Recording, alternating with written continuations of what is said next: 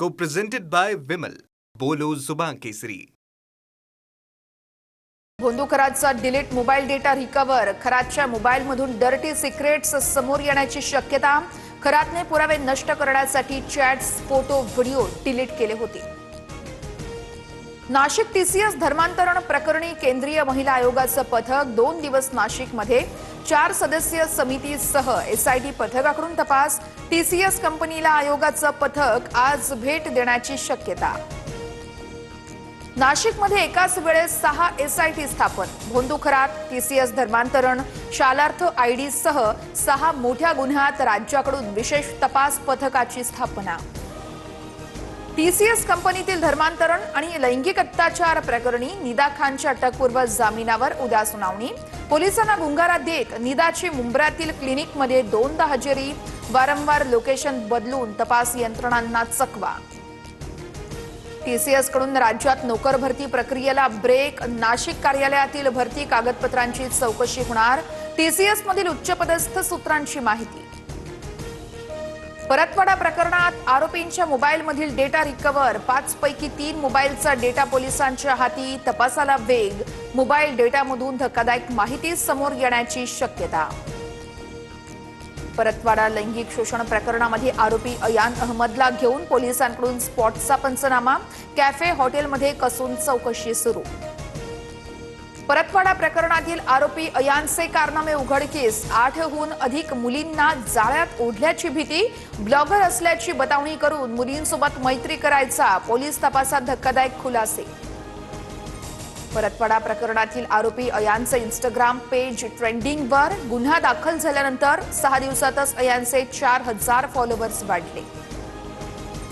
भाजपच्या 149 उमेदवारांमध्ये केवळ 15 महिला, तर राज्यामध्ये 39 मंत्र्यांमध्ये केवळ 4 महिला मंत्री.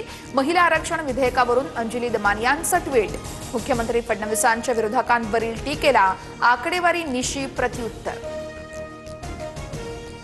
अजित पवार विमान अपघात प्रकरणातील कर्नाटक पोलिसांचा 0 एफआयआर आता महाराष्ट्र व सीआयडीकडे वर्ग.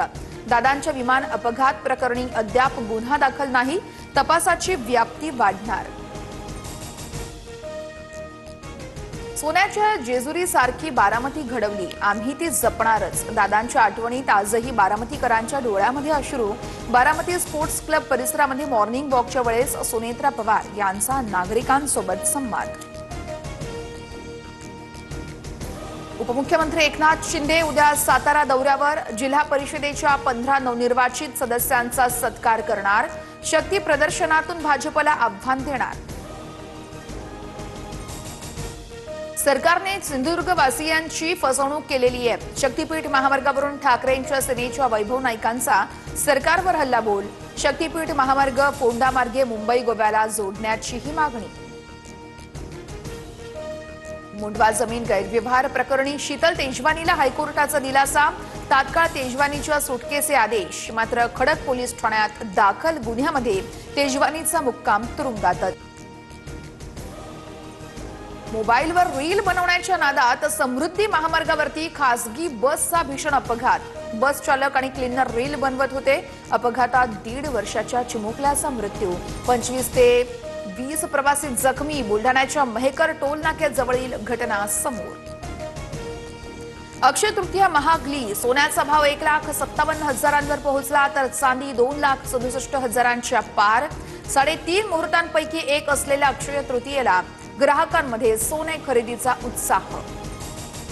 अक्षय तृतीयेनिमित्त पुण्यातील श्रीमंत दगडूशेठ हलवाई गणपती मंदिरामध्ये आंबा महोत्सव.